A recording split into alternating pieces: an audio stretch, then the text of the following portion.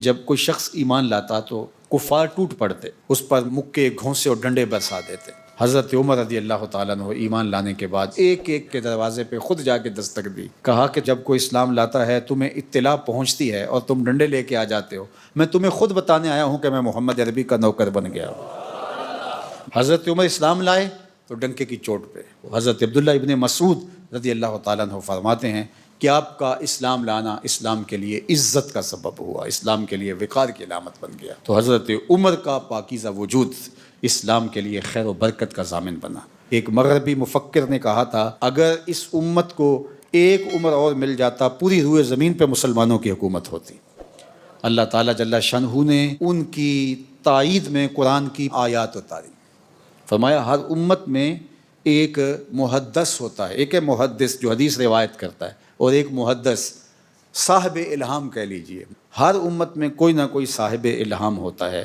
فرمایا میری امت کا صاحب الہام، میری امت کا محدث عمر ہے۔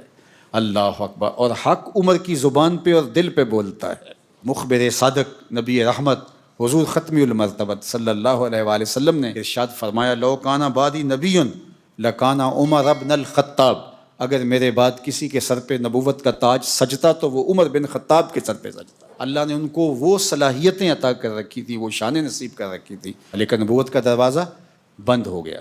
اب حضور کے بعد کوئی نبی نہیں ہے، حضور آخری نبی ہیں۔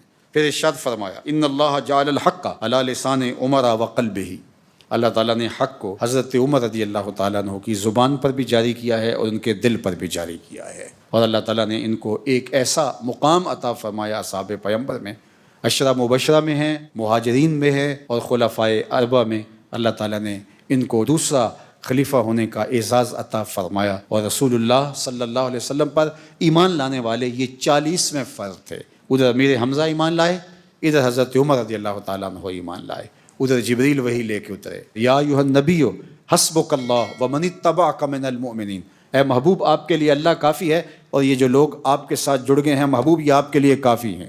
اب اسلام کی تقویت کے ساماں پیدا ہو گئے۔ بعد میں اللہ نے اسلام کو بہت فروغ عطا کیا۔ اذا جاء نصر اللہ والفتح ورأیت الناس یدخلون فی دین اللہ افواجا، پھر لوگ فوجوں کی شکل کے اندر اسلام میں داخل ہوئے، اور یہ اللہ کے محبوب کی مراد ہے۔ اللہ کے محبوب نے حضرت عمر کو اللہ سے مانگ کر لیا ہے۔ اللہ اکبر۔ تو سنو حضرت عمر رضی اللہ تعالیٰ عنہ کی شان۔ اللہ کے محبوب نے فرمایا، اے خطاب کے بیٹے، مجھے قسم ہے اس رب کی جس کے قبضے میں میری جان ہے، اگر کسی راستے سے شیطان آ رہا ہو اور ادھر سے آپ کا گزر ہو تو شیطان رستہ بدل لیتا ہے۔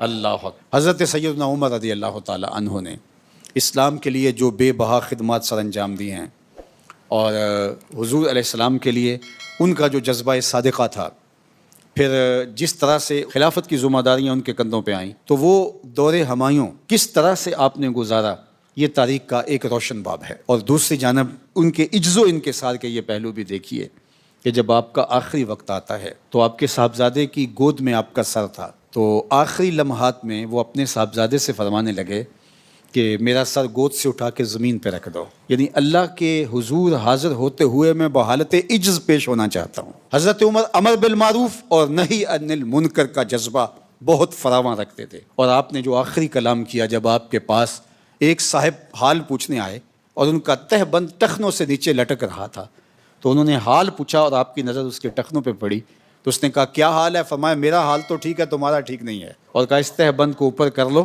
اس سے تمہارا لباس بھی گندا ہونے سے بچ جائے گا، اللہ اور اس کے رسول کی رضا بھی نصیب ہو جائیں گی، اور آتش دوزخ سے بچ جاؤ گے۔ تو آخری لمحے تبلیغ کے فریضے کو سر انجام کرتے ہوئے اپنی جاں آفریں کے سپرد کر دیتے ہیں، اور پھر حضرت سیدنا صدیق اکبر رضی اللہ تعالیٰ عنہ کی طرح انہیں حضور کی قربت کے اندر جگہ نصیب ہوتی ہے۔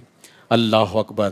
اللہ کے محبوب ایک دن مسجد نبوی سے باہر نکل رہے تھے، تو دائیں ہاتھ میں حضرت ابو بکر کا ہاتھ پکڑا تھا اور بائیں میں حضرت عمر کا ہاتھ پکڑا تھا، اور جو بیرونی دروازہ تھا اس جانب چل رہے تھے، اور باہر سے کوئی اندر آیا تو آقا کریم نے اس کو دیکھ کر کے فرمایا، ہاکذا نبعث یوم القیامہ، کہ ہم قیامت کے دن یوں اٹھائے جائیں گے، میرے دائیں ہاتھ میں ابو بکر کا ہاتھ ہوگا، بائیں میں عمر کا ہاتھ ہوگا۔